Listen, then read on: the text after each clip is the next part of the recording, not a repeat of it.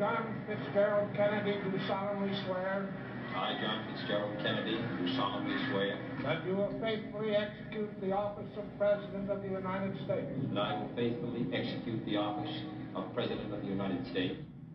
Let every nation know, whether it wishes us well or ill, that we shall pay any price, bear any burden, meet any hardship, support any friend, oppose any foe, to assure the survival and the success of liberty.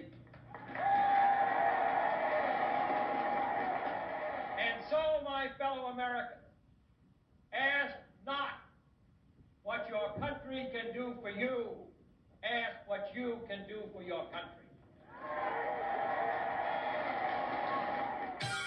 In Dallas, Texas, 3 shots were fired at President Kennedy's motorcade. Those are shots. They're shooting. I was covered with blood. Some people were falling to the ground. My God, they're going to kill us all.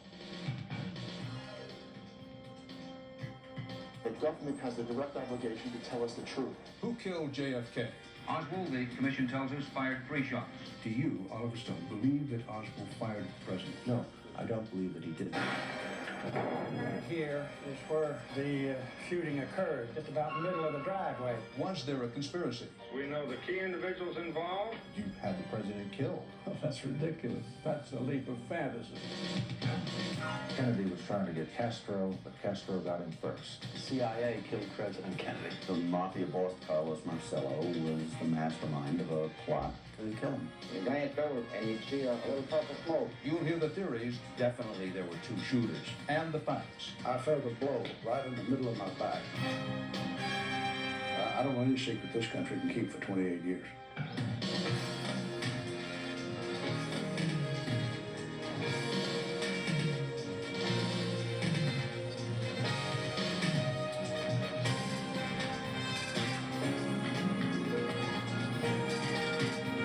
Who killed JFK?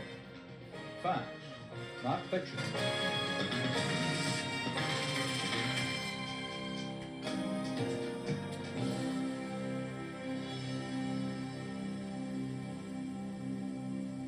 What really happened in Dallas on November 22nd, 1963? An act that took only a few seconds has been dissected by thousands of investigators, scholars, journalists, amateur sleuths, and even Hollywood. Still, that day in Dallas in many ways remains a maze, a tangled mass of contradictions and murky connections. But there are also facts, carefully documented facts. We interviewed key witnesses in the Kennedy and Oswald murder stories. The Russian wife, the best friend, the mother, the fellow workers who heard shots, the governor, the eyewitness who saw a man with a rifle in a window, the woman who witnessed police officer Tippett shot, the ex-Marine who hollered to a man who was running holding a pistol, the shoe clerk who spotted a suspect, the police officer who captured Lee Harvey Oswald. We build on more than 28 years of reporting on the Kennedy assassination, including 3 separate investigations by CBS News, as we try to ask some of the hard questions that still haunt America. We'll try to separate concrete evidence from conjecture and point out the places where even the experts can't agree. We'll tell you what we know, what we don't know, and what we may never know. Myself in Paris by saying that I was the man who had accompanied Mrs. Kennedy to Paris. I'm getting somewhat that same sensation as I travel around Texas.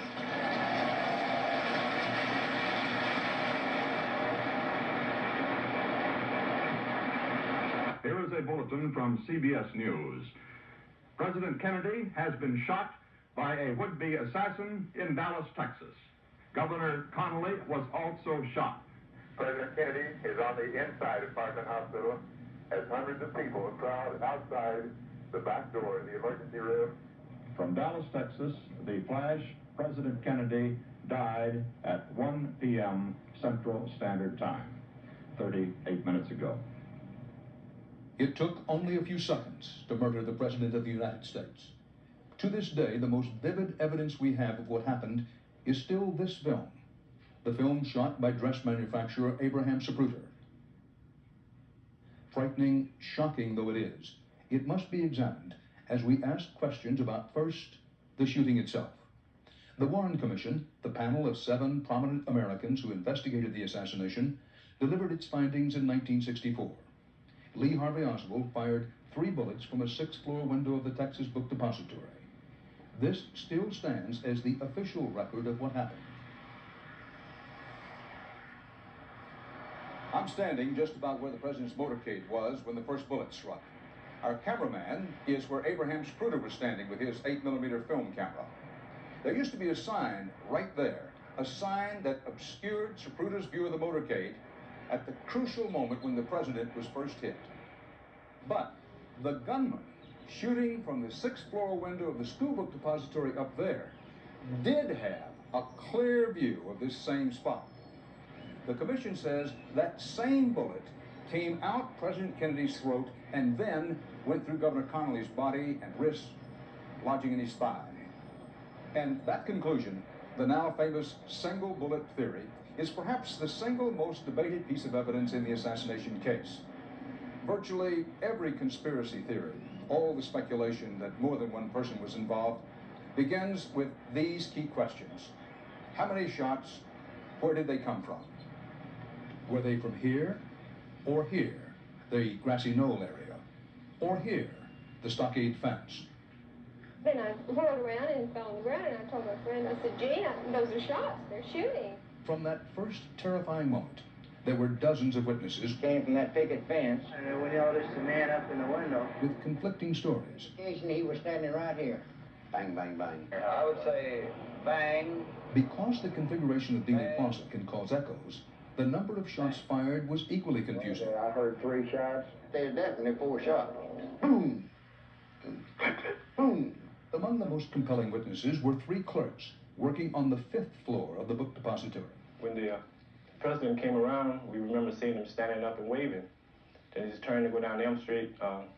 We heard a shot, and we saw the president slump.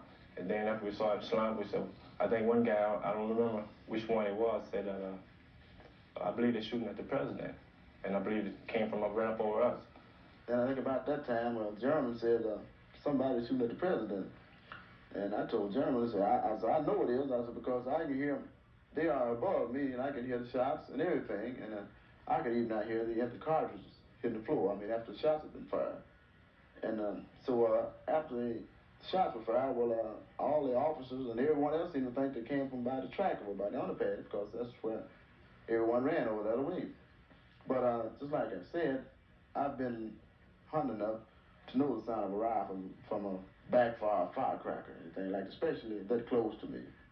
How many shots did you hear? I heard 3. The first and second was further apart than the second and the third. In other words, there was a bang and a bang bang like that. Well, now, how many shots did you hear? 3. In how long a period of time? Oh, I'd say just about like that, you know. Boom, then boom, then boom, something similar to that. Bonnie Ray Williams has maintained over the years that his co-worker, Jim Jarman, found cement in Williams's hair. Cement apparently dislodged from the ceiling by shots from the floor above. James Jarman said that I had this cement in my head, and that he saw it there, you know. So therefore, that was caused by some kind of loud sound or something that shook the old building to make this fall down to my head. And therefore, we decided it really came from the 6th floor, because the only floor above us was the 6th floor. It's true, witnesses can be wrong, but the story told by the physical evidence is the foundation of the case. In this case, the physical evidence is solid, but where it leads is in dispute. How many shots? I believe at least 4. Absolutely 3. The man on the left is Robert Tannenbaum. He was deputy counsel to the House Select Committee on Assassinations, which re-investigated the case in the late 1970s. Remember, truth is our only goal. David Bellin was assistant counsel to the Warren Commission. The physical evidence absolutely shows that there were 3 shots fired, 2 of which struck President Kennedy, 1 to the head, 1 in his neck. I don't know how many cases Mr. Bellin's tried in his career. I've tried hundreds of cases to verdict. And I'm telling you that anything in this case is far from certain. And anybody who's telling the American people it's certain is doing a disservice. One key area of dispute If all the shots came from behind, why did the president's head move violently backward after the fatal shot? Bottom line is, you can't predict how a person's going to react when shot. You all at that. Dr. Michael Bodden, former chief medical examiner for the city of New York, is one of 9 doctors who studied the autopsy photos and x-rays for the House Assassinations Committee. In real life, we have lots of films, lots of people shot on film in Vietnam and other conditions. Sometimes the body goes toward the bullet, sometimes it goes away from the bullet. Take a look at this. Some doctors have explained the head movement as a massive neuromuscular reaction. Oh my God, a massive neuromuscular reaction. Jeez, I better run for the aspirin bottle. Dr. Cyril Wett, former coroner of Allegheny County, Pennsylvania, also worked with the House committee. You're saying nothing to say a massive neuromuscular reaction. That means absolutely nothing. He does move backwards toward the bullet. That's for a number of reasons. One, he becomes limp and the car is moving forward. So a limp body will fall backward if the car is moving forward. There's a reverse jet effect where brain tissue and blood coming out from the right side of the head can cause the brain to go backwards.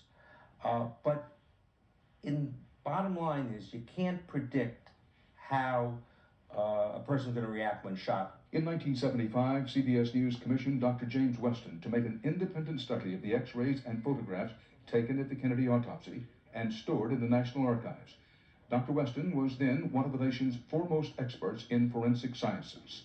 At the National Archives, I asked Dr. Weston, based on his examinations, how many shots hit the president? 2.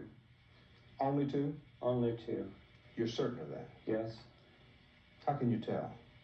Well, you can tell on the head, you can tell because any place where there's an entrance wound of any kind, the bullet bevels the skull in such a way that there's a crater on the inside. And when there's an exit wound, it bevels the skull in such a way that there's a crater on the outside. So you're prepared to say, without any doubt whatsoever, the president was hit by 2 shots? Yes. From what direction? From the rear and above and slightly to the right. Any possibility that either of the 2 shots could have come from the side or front? No. Since 1963, 19 doctors have studied the medical evidence for government investigations. Would have been impossible. And Wett is the only one who believes that the fatal shot came from the front.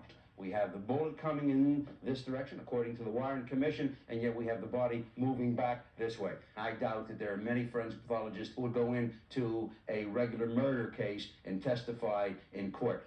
Nevertheless, says David Bellin, ballistic evidence proves that shot came from behind. We have 2 portions of that bullet that are large enough, complete enough to be identifiable. Well, do we have a gun that we can test those bullet fragments with? Yes, we do. Well, what do we find? We find, yes, that bullet came from that rifle from the school book depository building. The autopsy of JFK adds to the controversy. Not only was it sloppy, the notes were burned. And, incredibly, the president's brain tissue, kept as evidence for a time, is inexplicably missing. Misplaced or stolen. Now, about the single bullet theory. 3 shell casings were found on the 6th floor of the book depository. Only 2 bullets were recovered. One, said the Warren Commission, was the fatal shot that hit the president in the head. Therefore, it concluded, the other bullet must have struck both the president and then Governor of Texas, John Connally. Let me have some conclusions. You think it's impossible that bullet exhibit 399 could have done that? Impossible or highly improbable? Impossible. Okay. If it didn't do that, give me, in short and brief, your theory of what did happen. I think 399 most probably is a plant. I think what Dr. Wett has done is mixed in some fact and a lot of the fiction that has gone along with this criticism of the single bullet theory. In all the cases, Dan, that I've been involved in, we have not seen this phenomenon take place. That is, one bullet going through, in this case, the president, and then exiting the president and striking the governor, smashing his rib, fracturing his wrist, and winding up in his thigh, and in some fashion being found miraculously in a hospital, underneath a mat in a stretcher, and not being flattened. We're asking too much from this bullet. My position is that where you have the bullet that actually killed the president absolutely coming from a rifle found in the Southeast School Book Depository building when you have the bullet that passed through the President Kennedy's neck and struck Governor Connally absolutely coming from that rifle, when you find cartridge cases in the window coming from that rifle, then I think you can scientifically claim that that rifle caused those wounds. And the question is, if it didn't hit Governor Connally, where did it go? It would have hit the presidential limousine or someone else in the limousine. And I looked down and I was covered with blood. And I said, my God, they're going to kill us all. Among the best witnesses to the shooting, John Connally. My eyes were open, I was conscious. While he agrees with most of the Warren report, he has told the same story since 1963, that as far as he's concerned, he and the president were not hit by the same bullet. I heard the shot, and I turned, thinking that the shot had come from back over my right shoulder. And I turned to look in that direction. And I was in the process of turning to the left to look in the back seat, and I had no more than straightened up. And I felt a blow. As if someone had just hit me in the back, a sharp blow with a doubled up fist. Again, I heard the first shot. I had time to turn, to try to see what had happened. I was in the process of turning again before I felt the impact of a bullet. And I was lying there and heard the third shot. I assumed that it hit the president. It was a time of just unbelievable stark tragedy. And so constantly there was going through my mind thoughts of Nellie, of the children, of what she'd done.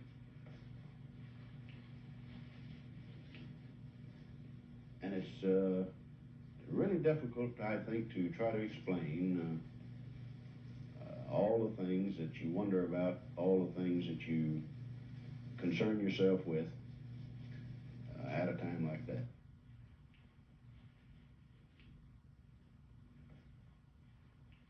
To me, it's just inconceivable that the first shot that went through his throat, his neck, entered my back. I don't believe that. I never will believe that. They can't run enough tests to make me believe that. There is another key question. Could anyone fire 3 shots so quickly and hit twice, maybe even 3 times? In 1967, CBS News built a target and test track to match the dimensions of Dealey Plaza. We asked 11 volunteer marksmen to see how quickly they could accurately fire a Mannlicher Carcano, the kind of rifle Oswald owned. They fired at a target moving at the speed of the motorcade. The only similar test done was for the Warren Commission, and it used a stationary target. Using the Zapruder film as a clock, the Warren Commission estimated that Oswald had about 5.6 seconds to fire the 3 shots. One of our volunteers, a weapons engineer, managed 3 hits in slightly less time. Some others were able to hit twice. Not easy, but the point is, it can be done. What about a second gunman? If there was one, he managed to fire and vanish without a trace. No rifle, no shell casings. The only bullet and bullet fragments found anywhere came from Lee Harvey Oswald's rifle, the rifle found on the 6th floor of the book depository. But can you prove Oswald killed the president? 10 months later, the Warren Commission concluded he was the lone gunman who killed John F. Kennedy. But were Dallas police too quick to zero in on Oswald? 48 Hours correspondent Aaron Moriarty picks up the trail of Lee Harvey Oswald, a trail that would end in his own death less than 48 hours after the murder of JFK. Downtown area, code 3 to Elm and Houston. What's caution? 43 around 12:45 p.m. Has been involved. First depository store. Just 15 minutes after President Kennedy was shot. We're down here at the scene of the current manhunt. There's more than a score. The Dallas police were already on the trail of a man. Attention all squad. Attention all squad. The suspect in the shooting at Elm and Houston is reported to be an unknown white male, approximately 30. The description of the suspect came from Howard Brannon. The Secret Service man asked me for a description.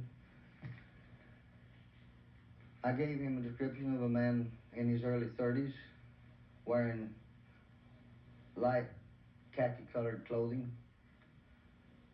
height 5'9" or 10", weighing 170 pounds.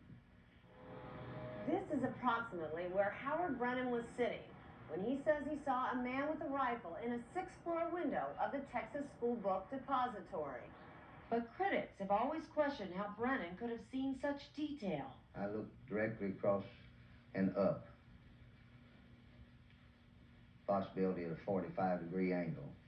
And this man, same man I had saw prior to the president's arrival, was in the window and taking aim for his last shot. After he fired the last or the third shot, he didn't seem to be in a great rush, hurry. He seemed to pause for a moment to see if for sure he accomplished his purpose, and he brought the gun back to rest in upright position as though he was satisfied. We now have several witnesses being taken to... Although federal and state agents questioned dozens of witnesses, it was Brennan's story that set the police off in the direction of a lone gunman and set them up for nearly 3 decades of criticism. We've got that building saturated by now. We should know something before long. By the time police secured the depository building, an employee, Lee Harvey Oswald, had already slipped out.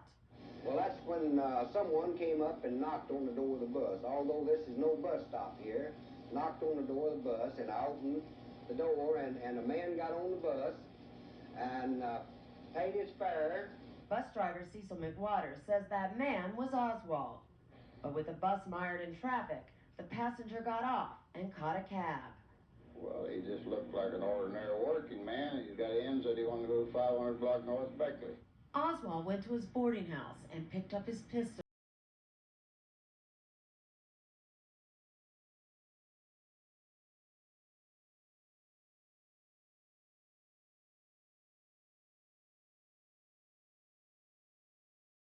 Had the television on, listening, trying to find out what happened to President Kennedy when he came in. It must have been after 1 o'clock. He come in and he wasn't running, he was just in a fast walk. I just said, "Are you sure in a hurry?" And he didn't answer me and didn't say anything.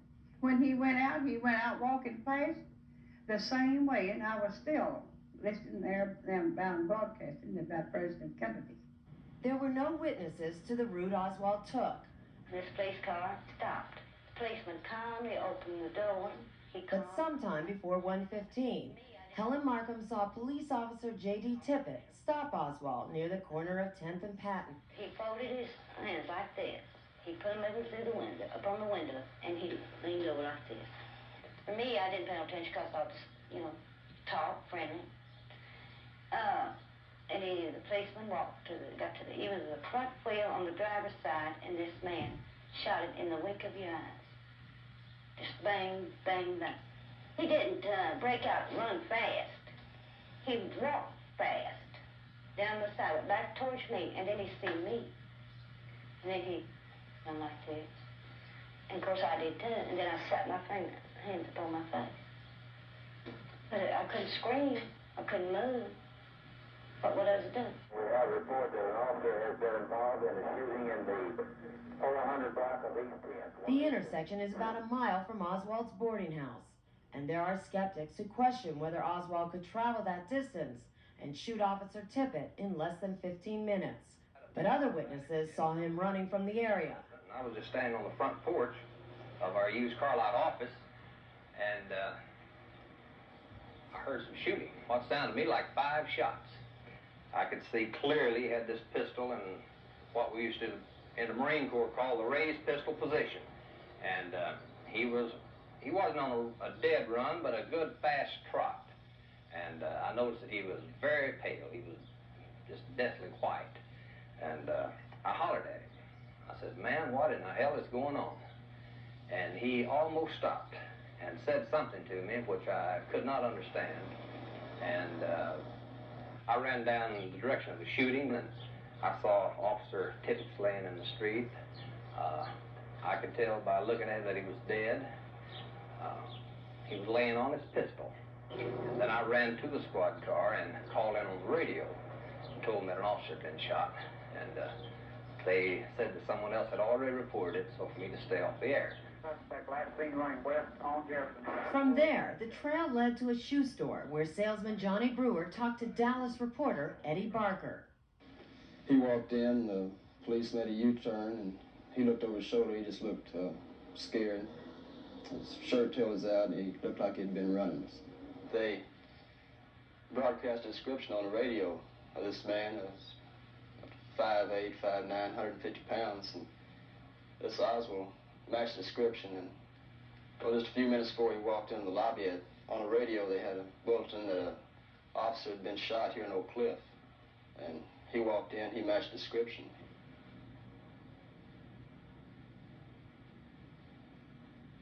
Were there a lot of police cars in Yeah, the area? there was a lot of police cars. There were some cars coming up Jefferson Street. When they did, Oswald turned and walked up to the theater. When he went out the lobby and toward the theater, I walked out to the sidewalk and watched him go in. Then I walked up to the theater and asked Miss Postal there, the cashier, if she had sold a ticket to this man wearing the brown sports shirt, you know, his description. She called the police.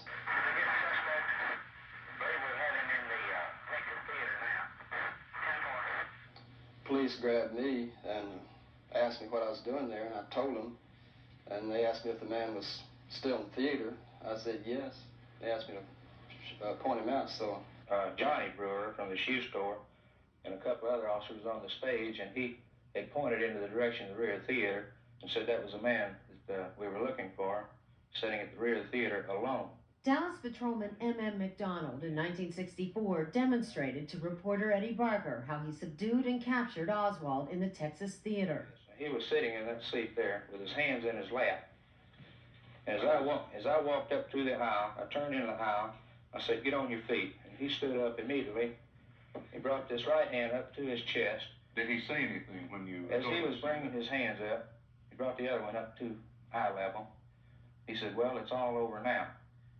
That time I was reaching this way, and his hand got in front of mine, owned a pistol. My hand grabbed the pistol in this manner, and he hit me with that left hand to the nose. And when he did, I came back and hit him like this. He snapped the pistol. I turned the pistol around, and I got my hand on the butt, came over like this. And I was holding him with this hand. I handed this pistol to an officer that was out in the aisle. After a shooting of a police officer with the DOA at Methodist, the suspect has been apprehended in Texas Theater and Rapid State. Have there been any developments that you can tell me on the suspect that shot the officer? Was there any connection with the shooting of the president? Sir, at this time, it's my understanding he is the same person. He is in custody. He was carrying the revolver that tests would later show was used to kill Tippit. It was just 2 hours after he left the school book depository. Oswald was arrested for the murder of J.D. Tippit, but when he arrived here at the Dallas police station, officers realized that he was also the employee reported missing from the Texas school book depository.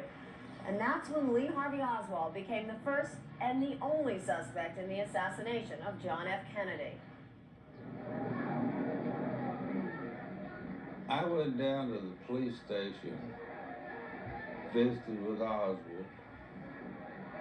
See, this was a mob scene. Henry Wade was the Dallas County District Attorney. Investigators questioned Oswald for 12 hours. Critics make a lot of the fact that while the Dallas police questioned Oswald, none of the notes from that questioning exist. I didn't take any notes because he didn't say anything. He said he police brutality and I want my lawyer. I really don't know what the situation is about. Nobody has told me anything except that I'm accused of murdering a policeman. Did you have any question then that Oswald was the one who shot President Kennedy? No. Why not? We had plenty of evidence. We had people that saw him up in the window. And we had a gun that was his, we knew.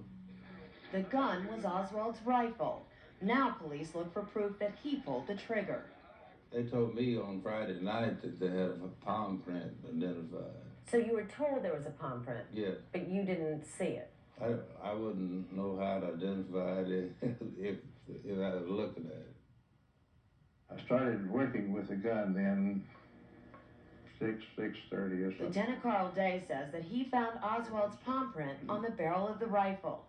Did you positively identify it as Oswald's palm Yes, print? I was really sure it was his, but Before Day could make a positive match, he says he was ordered to stop and hand the rifle over to the FBI.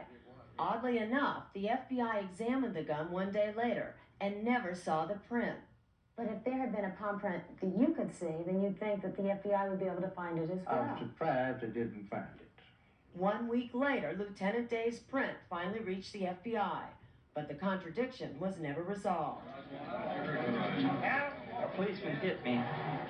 Friday night, when Oswald was shown to the press, there was an extra face in the crowd, Jack Ruby. He ran up to me and said, "I'm Jack Ruby, I own the Carousel Club." Now, did it seem strange to you then that Jack Ruby, a club owner, was out there looking at Oswald? I don't know how he got in. Did it seem strange at the time? Yeah, you have to keep in mind that he ran around with a lot of policemen, and a lot of policemen went to his place. And Chief, do you have any concern for the safety of your prisoner in view of the high feeling among the people of Dallas over the assassination of the president?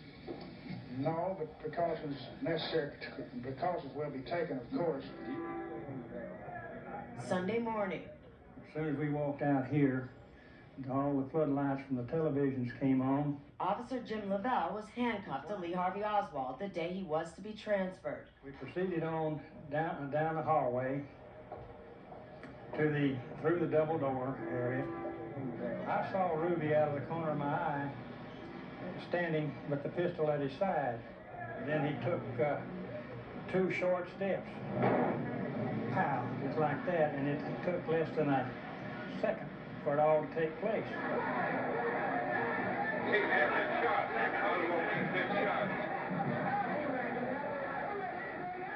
Did Ruby shoot Oswald to silence him? No one has been able to firmly establish any connection between the two men. Here comes Oswald.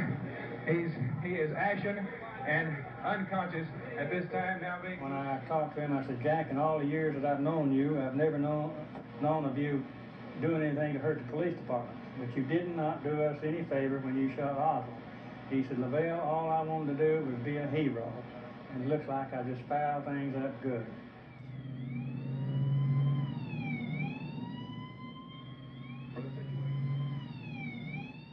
he said the reason he killed him was he would be famous for killing the man that killed the president. And he also said, I thought I could open a nightclub in Chicago and get rich. Did you believe him? No. But you have to keep in mind he wasn't exactly the most brilliant person you'd ever met. So why do you think he did it then? If you didn't believe what he told you, why do you think? Well, the third reason he gave, you know, you're going to have Jackie Kennedy down here to testify, which we wouldn't.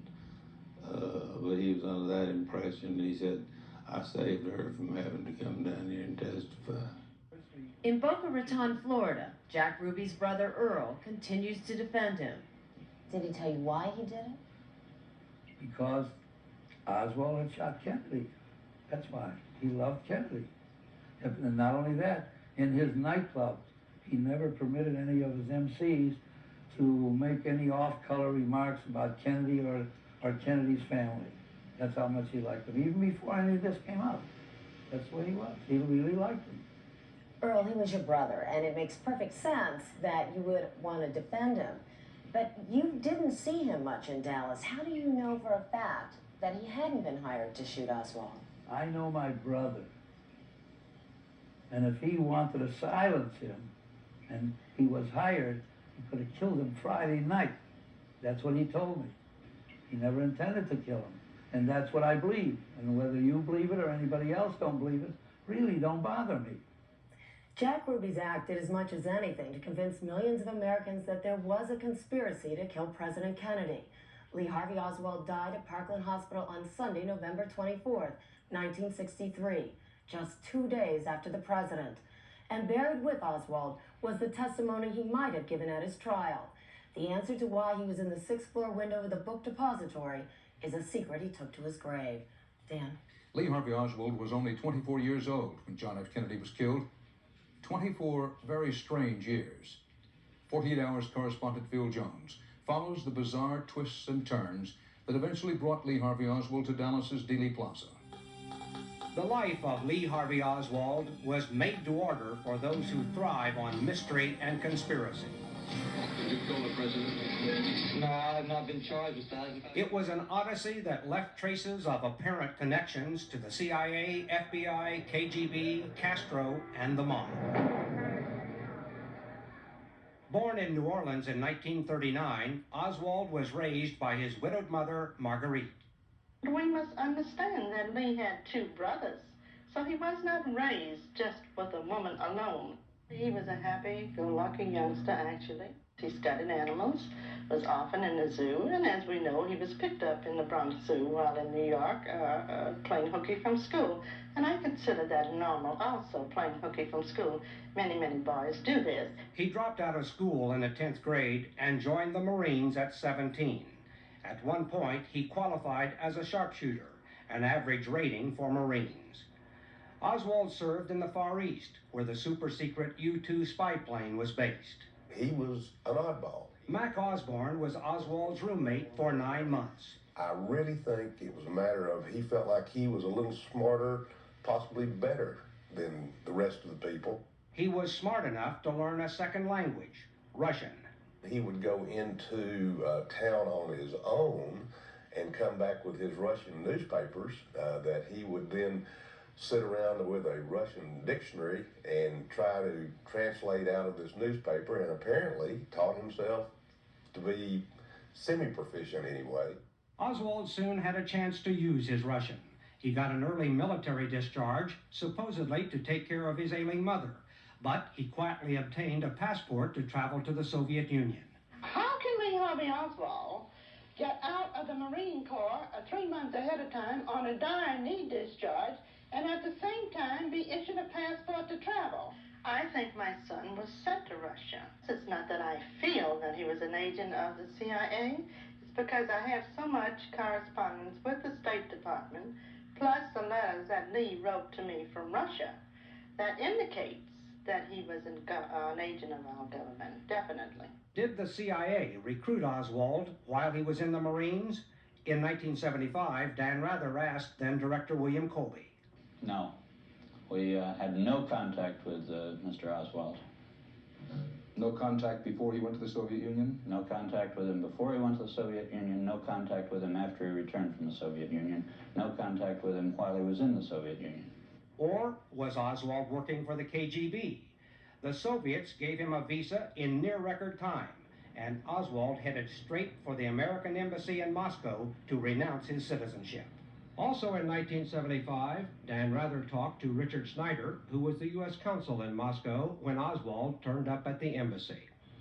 I recall him being brought into the office by the receptionist, and his saying, something to the effect, I've come to give up my American passport to renounce my citizenship.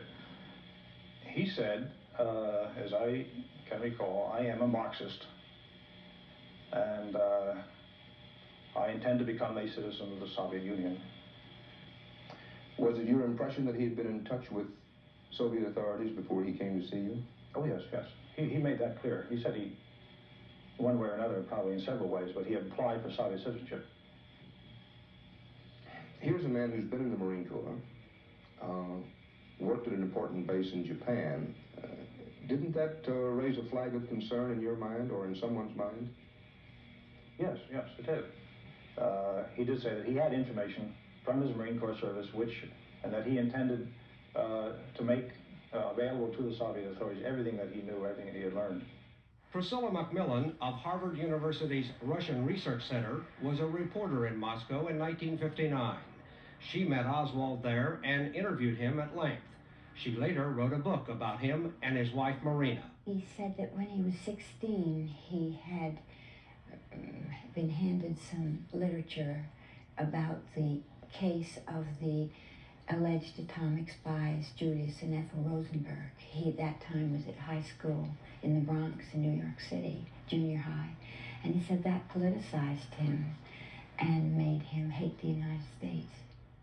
Soviet officials denied Oswald citizenship and ordered him to leave. A few hours later, Oswald slit his wrist. Then, without explanation, the Soviets agreed to let him stay, not in Moscow, but in faraway Minsk. He was given what Soviets considered a luxurious apartment, a good job at a factory, and a stipend. He was sent to Minsk in January of 1960, and the spirit of Camp David was in flower. It was right after Khrushchev's visit to President Eisenhower, where he'd gone to Camp David, and they didn't want any scandals. So the question was he an espionage problem for them? Were they afraid that he was an espionage agent? Or was he a public relations problem? And I think they ended up handling him as a public relations problem. In April '61, Oswald married a Russian girl, Marina Prusakova. At the same time, he was planning to leave the Soviet Union. Surprisingly, Marina had no trouble getting an exit visa. That was the most, to me, suspicious part of the story. I don't now think it was suspicious. Not that he got to stay in the Soviet Union, although that was unusual. But what was much more unusual was that he returned to the United States with a Soviet wife. And sometimes they got permission for their wife to leave the country, and sometimes they didn't.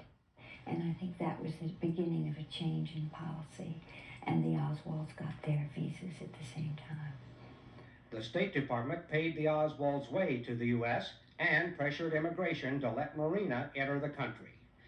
Did anyone with the CIA debrief Oswald when he returned to this country? No, the CIA did not debrief him. I think there are some unclassified or declassified reports of FBI debriefings, but the CIA did not debrief him. Say to you, as I have before, that that's difficult for many people, and in all candor, difficult for me to believe, that a young man in the Marines, gets out of the Marines, goes to the Soviet Union, marries a Russian woman, moves back to this country, comes back into the society. And it is difficult to believe that the CIA did not, under some circumstances, debrief him. Right. Well, I think I understand your doubt on this question. I think you have to look at the circumstances. Mr. Oswald was what can be called a defector to the Soviet Union. We did have a report on Mr. Oswald, which the FBI gave to us about it.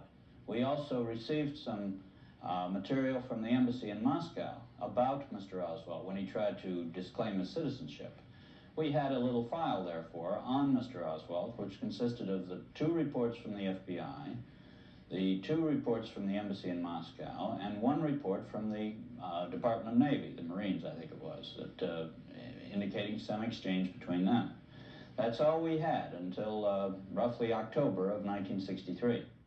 Oswald returned to Texas with his family, and in the spring of '63, he mail-ordered a revolver, then a rifle, both under an alias, A. Heidel.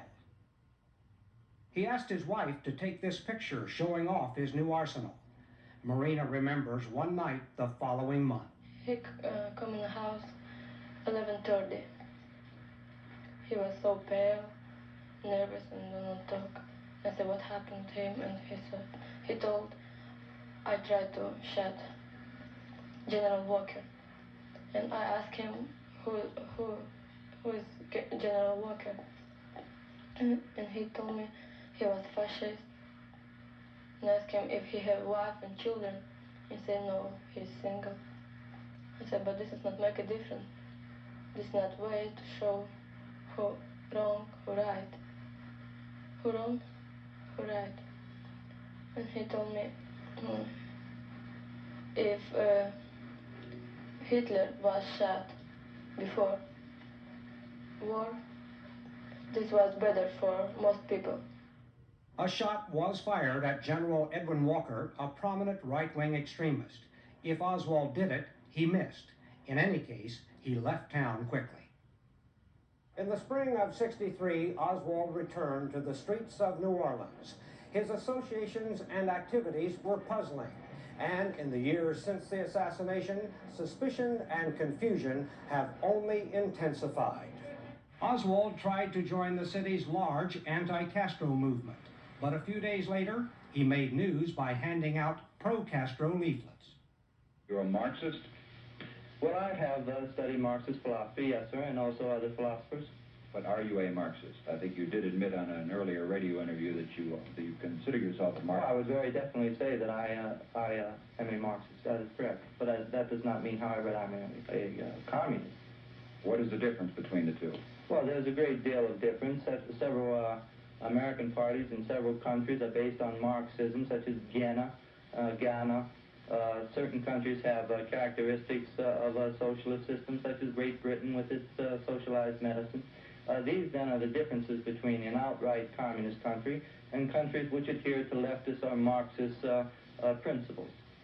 In your work with the Fair Play for Cuba Committee, what are you advocating? We advocate restoration of diplomatic, trade, and tourist relations with Cuba. What about Oswald's other New Orleans associations? Oswald worked out of this office building. So did Guy Bannister, an ex-FBI agent, and David Ferry. Ferry and Bannister were connected to the anti-Castro movement and to organized crime. They were seen with Oswald frequently. 5 months before the assassination, Oswald applied for a new passport to travel to Cuba and Russia. Despite his previous attempt to defect, Oswald received his passport in a single day. The State Department later claimed it was a clerical error. He went to Mexico City to get visas to travel to Cuba and Russia, but both embassies said no. And so Oswald returned to his wife Marina in Texas, who was staying with a friend, Ruth Payne. I thought of him as a dissenter, a pamphlet passer, a person not contented with society as it was, nor with himself, nor the credit he was getting for being the sort of person he was. I think he felt he wasn't noticed or given sufficient credit.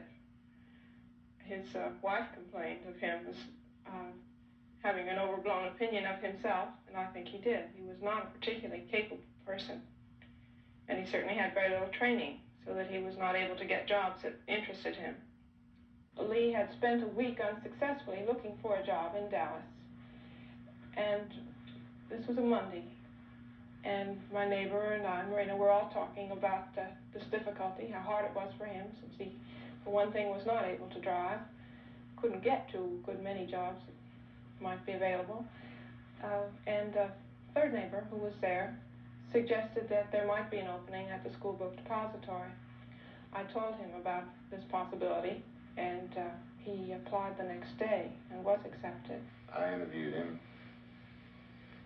He seemed to be well-mannered, quiet, and intelligent young fella. He stated to me, and also put on his application, that he had been serving in the Marines and had an honorable discharge. He was in good physical shape, had been in no trouble, and needed a job, needed to go to work to support his family. So I told him that, after talking with him, that we had some temporary work, that I would try him on it if he cared to go to work in the warehouse. But on Thursday, November 21st, 1963, Oswald asked his co-worker, Wesley Frazier, for a ride to the Payne home where Marina was staying. He come to me Thursday, November 21st, and asked me could he ride home with me that afternoon. And I said, well, yes. And I said, well, why are you going home this afternoon? And he replied that he wanted to go home and pick up some curtain rods where he could put some curtains up in his apartment. And I said, oh, very well. And then I said, well, will you be going home with me tomorrow also? And he said no. He said he wouldn't be going home with me on the 22nd. The Warren report says Oswald picked up his rifle in Mrs. Payne's garage. And on Friday morning, November 22nd, 1963, Oswald rode with Frazier to the school book depository with the rifle in the back seat of the car. It was wrapped in a brown paper package, which he carried into the school book depository. How could a man with Oswald's past go unnoticed? Well, in fact, the FBI knew Oswald and his Russian wife were in Dallas. An agent questioned Marina just 3 weeks before the Kennedy assassination. The FBI has been criticized for not warning the Secret Service or the Dallas police about Oswald. Listen to Dallas Police Chief Jesse Curry on the night of the killing. We and the police department here did not know he was in Dallas. I understand the FBI did know that he was in Dallas. It was while watching television that Marina Oswald learned of the assassination. She was at home with Ruth Payne. I lit some candles when we were still waiting to hear. And she said, "Is that a way of praying?" And I said, yes, it was. Although I even felt then that he was mortally wounded.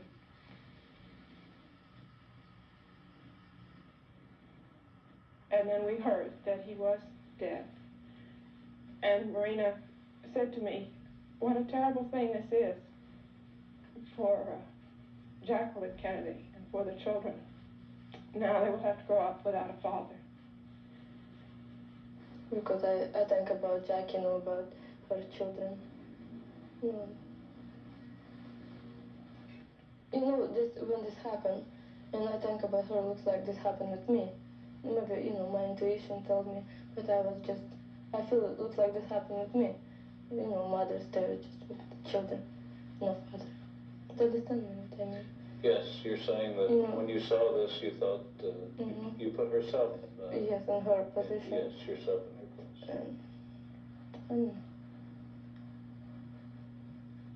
Did you ever have a thought at this time that maybe Lee had killed the president?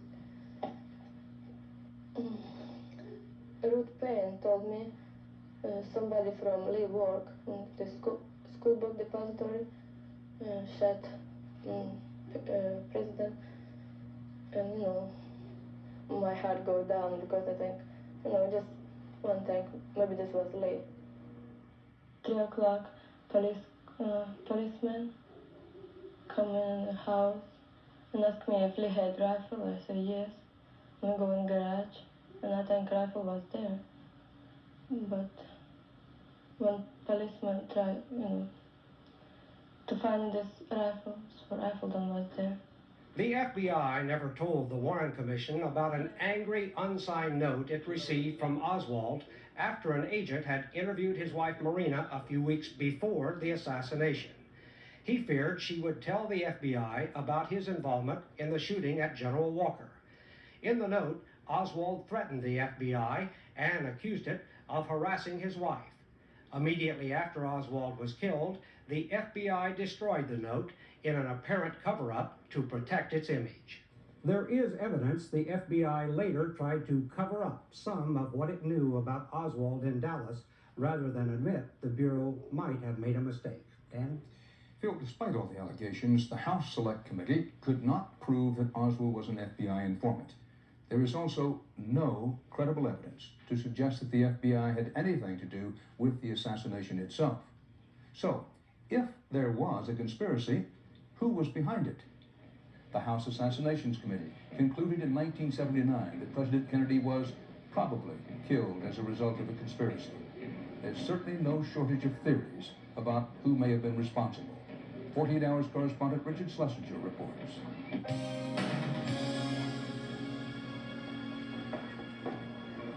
I was standing on the bridge. I could see the president as they turned the corner. Ed Hoffman is a deaf mute. He was in Dallas that day. And I saw a man standing right in this area here. He's been telling his story for almost 30 years. I could see him pick up something and bend over the fence. And then I saw a puff of smoke. He started running, and then I saw a brown rifle. I could see the rifle.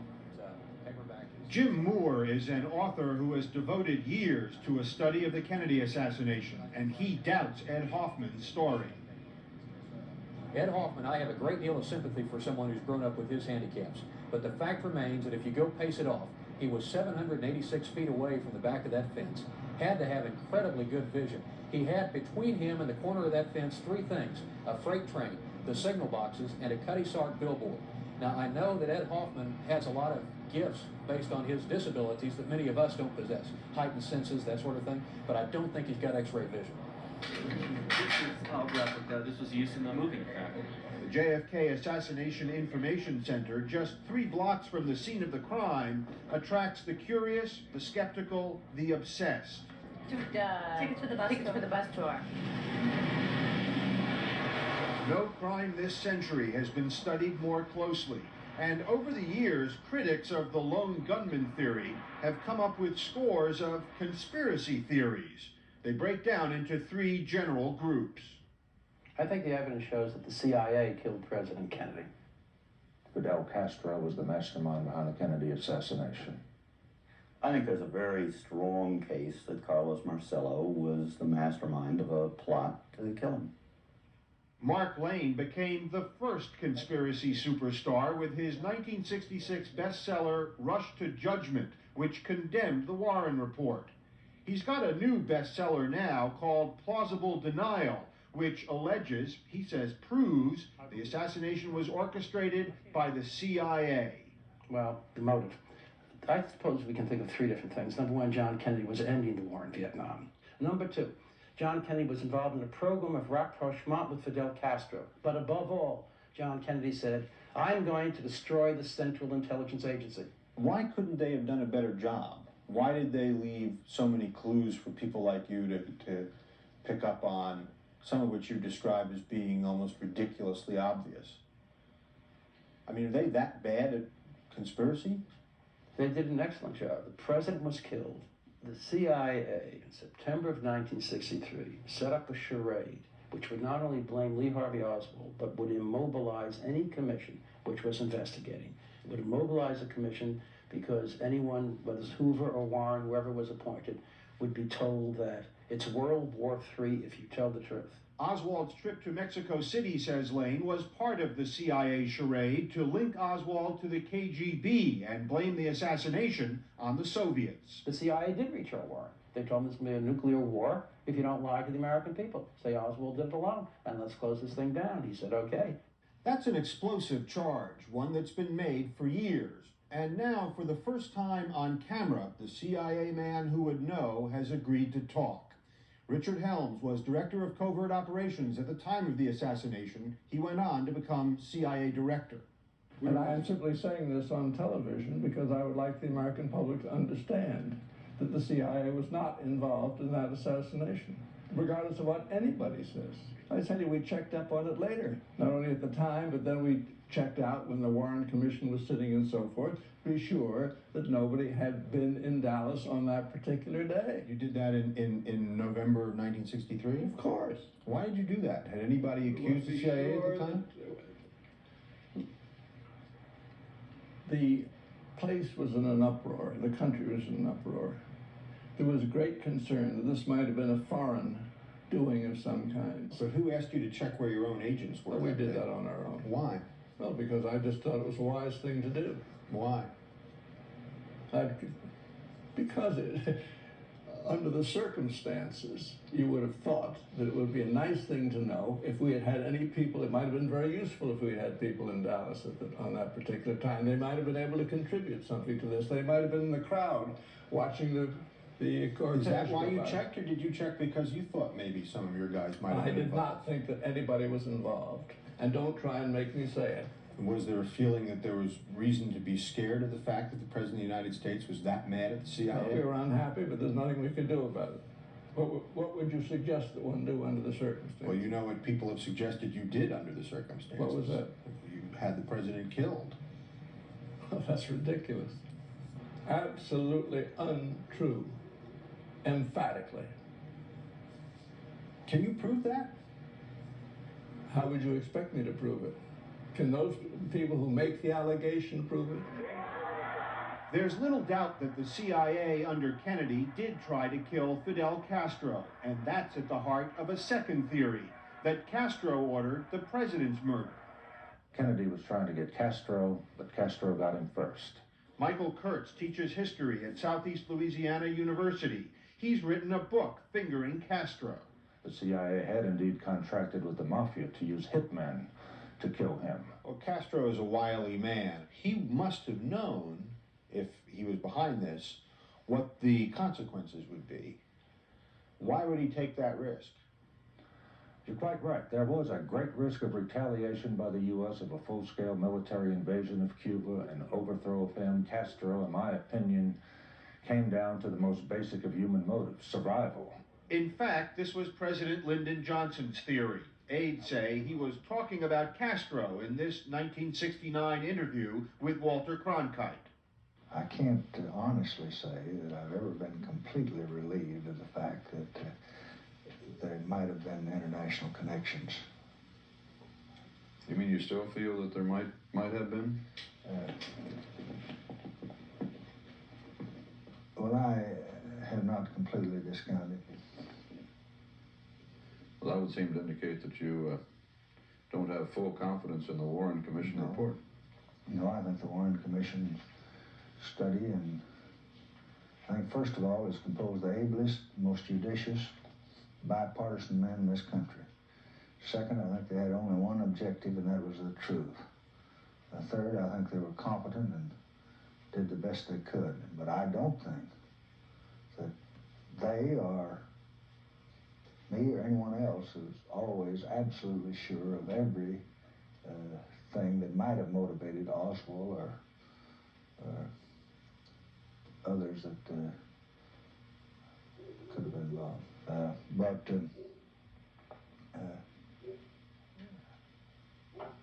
he was quite a mysterious fellow, and he did have connections that bore examination, and the extent of the influence of those connections on him, I think history will deal with much more than we're able to now. How would it come out in history? I don't know. Why would Fidel Castro risk touching off a war against his island in order to make Lyndon Johnson president of the United States? That's bizarre. Jonathan Whitney is an investigative reporter who made his name covering the Mafia. He insists all the evidence points to Carlos Marcello, the boss of the New Orleans mob. Carlos Marcello was a particular character who had an overwhelming motive for wanting Kennedy dead, which was that the Kennedys had almost killed him and were in the process of destroying his vast, very profitable commercial empire. They essentially kidnapped him off the street, dumped him in the jungle in Guatemala to die. He almost did. It took him about 6 weeks to get out of the Guatemalan jungle, somehow make it back to the United States. And they were bringing a second deportation order against him, and the hearing commenced on November 22nd, the day of the assassination. Lee Oswald, who clearly was involved in the assassination in some way, I think he was firing a gun at the president, was working with two people who were at Carlos Marcello's right hand. David Ferry, Marcello's personal pilot, who was out at Marcello's farm repeatedly in the weeks before the assassination. Guy Bannister, who was the investigator for the defense of Carlos Marcello in the deportation hearing. And Jack Ruby, who the Warren Commission led you to believe was some minor nightclub owner, was in fact a major mafia figure. But is the mafia in the business of killing people on national television? I mean, Ruby shot Oswald on national television. I don't think that was the plan, but at that point there was no choice. They had to get rid of him. My guess is that they intended to kill Oswald earlier. They weren't working for Fidel Castro. There's no evidence that they were. There's no evidence that they were working for the CIA. There's no evidence that they were working for any earthly person other than Carlos Marcello. Author Jim Moore began as a critic of the Warren Commission report of the lone gunman theory, but now he supports it and is critical of the conspiracy theories. The last Lou Harris poll that I saw showed that 80-odd% of the American public disbelieved the Warren report. I can guarantee you that 99.999% of the American public have never read it. It's very easy for people to disbelieve something they're unfamiliar with. What I'd suggest that people do is go to their library Check out the Warren Commission report, the House Select Committee volumes, the 26 volumes of evidence, the critical literature, my book. Use the brain God gave them to make up their own mind, but don't believe an hour-long TV documentary has solved the case. It can't do it. Well, why have these conspiracy theories persisted through the years? I mean, it's been almost 30 years. That's right. Well, I think there's three reasons. Number one, for many people, John Kennedy has assumed a sort of a mythical stature that he did not attain and probably did not deserve in life. I'm not trying to downgrade his memory, but that's the way it is. It's difficult to believe that a human zero like Lee Oswald could have taken him out so easily. Secondly, the conspiracy theories are much like reading that Elvis will sing in the Super Bowl that the National Enquirer puts out. Nobody, I won't say nobody believes them, there are probably some people who do, but they're much more fun to contemplate than the lone assassin theory. The third reason is that people haven't done their homework. About the only thing most critics have in common, besides an absolute conviction the Warren report is wrong, is an absolute conviction their theory is right. Any crime, if it's studied for as many years by as many people, would probably generate as many theories. So how will this all end? Almost all the critics demand another investigation, but if another probe concludes one of the theories is the truth, chances are there will still be conspiracy theorists convinced that the cover-up is continuing. Since the assassination in 1963, CBS News has been following this momentous story, has been tracking the key witnesses. All of them have changed over the years. Some of them have died. Some of them are still with us, including Mrs. Ruth Paine. It was, of course, in Mrs. Paine's suburban Dallas home that Marina Oswald was staying at the time of the assassination. And it was in Mrs. Paine's garage that Oswald stored the rifle found in the school book depository. Mrs. Paine was interviewed in St. Petersburg, Florida. I am concerned that people are being misled and that will continue. I don't see anything changing that. I do believe he fired the shot. I believe he acted alone. But I'm feeling that a lot of folks don't feel that way. And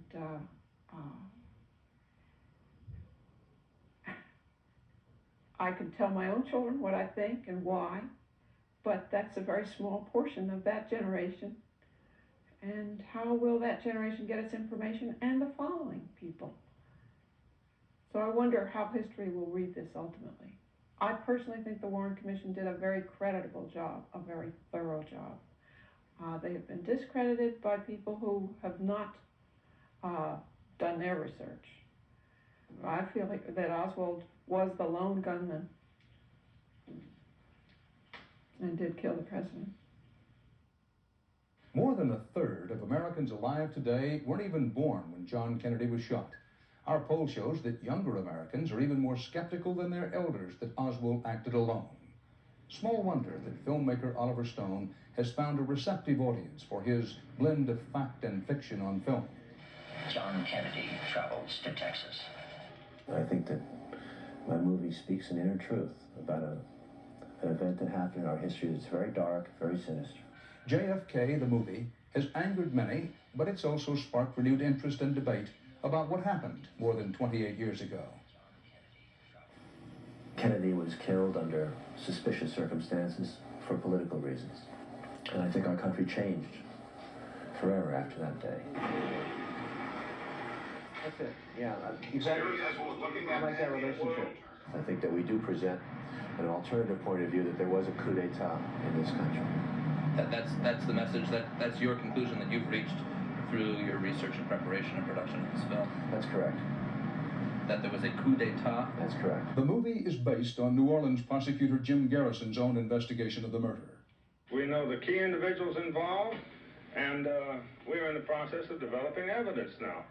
Garrison's investigation culminated with the 1969 trial of Clay Shaw, a socially prominent businessman. I am completely innocent of any such charges. Garrison tried to prove that Shaw was part of a conspiracy to kill President Kennedy. I have not conspired with anyone at any time or any place to murder our late and esteemed President John F. Kennedy or any other individual. Garrison failed to convince the jury. They deliberated less than an hour before returning a not guilty verdict. Shaw died in 1974. I want to make sure I understand what you're saying in the movie. You say there was a coup d'etat. Is that fair? That's fair.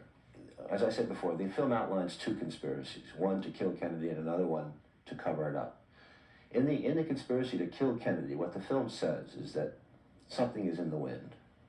Kennedy is unpopular because of his Cold War position, not with Khrushchev, with Cuba, with Laos, and with Vietnam.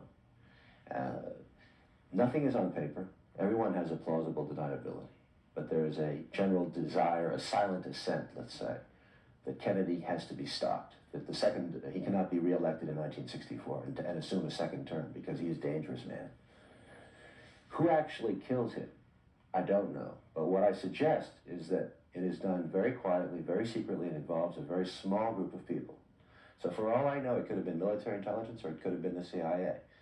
We have a history of the Office of Naval Intelligence possibly involved with Oswald. The Army Intelligence destroyed its records routinely on Oswald, they say in 1973. So we don't really know if it was CIA or military intelligence. It looks like we could go in that direction. But I don't have a smoking gun. I have no evidence or proof of that. I think it's a fascinating piece of propaganda. And basically, I think because it tends to leave in the minds, particularly of young people, that the CIA, the FBI, the military, the Warren Commission, Johnson were involved in a conspiracy, I think it's an evil film. Simply because it leaves the impression that the federal government itself and major elements of the government were involved in the assassination of an American president. And I think that's evil because I don't think that happened. I don't think it could have happened. It is in the famous Zapruder film that we have immutable evidence, a record that is unchanging over the years. It showed us then, and it shows us now, President Kennedy alive and vibrant in one instant, and mortally wounded in another. In 1975, I questioned experts about what the film was able to reveal. CBS News asked iTech Corporation, world renowned for film analysis, to study the film scientifically, using the best modern techniques and equipment. It is important to remember that iTech had, for this first time ever study, not copies of the Zapruder film, but the original. According to John Wolfe, president of iTech's Optical Systems Division, this is what they found. When the fatal bullet struck, the president's head went forward with extreme speed, almost twice as rapidly, and it subsequently traveled backwards.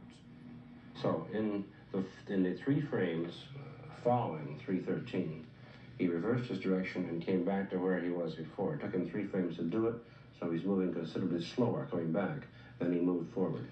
No matter how many times you look at it, that's not the impression that one gets just sitting in a room and looking at the film. The very clear impression is that his head jolts backward faster than it went forward. That, of course, is the whole point of doing this kind of, applying this kind of technique, is to get away from the subjective impressions that are developed by looking at a blurred motion picture. My answer to your implied question is, I don't know what I see, I know what I measure. What iTech measured in head movements is an important indication that the fatal shot struck President Kennedy from behind. That's point 1. Now point 2. Computer analysis shows that all major particles from the president's head traveled away from him, forward. Another strong indication that the fatal shot came from the back. Any doubt that the particles are moving forward? No doubt. What about Mrs. Kennedy? What, if anything, do her movements indicate? Additional computer analysis of the film, measuring motion's direction and velocity, suggests the following. She may have pushed her husband backward, while pushing herself forward, away from him, as a reflex reaction when the fatal shot hit. If true, that could help account for some of the backward movement of his head and body. But the key conclusion of this complicated computerized study of the films is analysis of the president's head movements and the direction of particles blown from his head both indicate the bullets that hit him came from behind. Now, perhaps partly as a result of publicity about Stone's film, Congress has acted to open virtually all of the government files on the Kennedy assassination.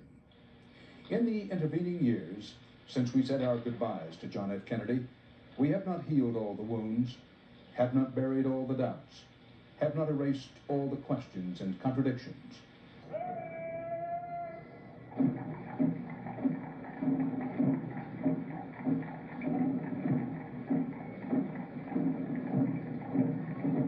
Just as we cannot know where John Kennedy would have led us in life, so we may never know enough to answer all the questions about his death.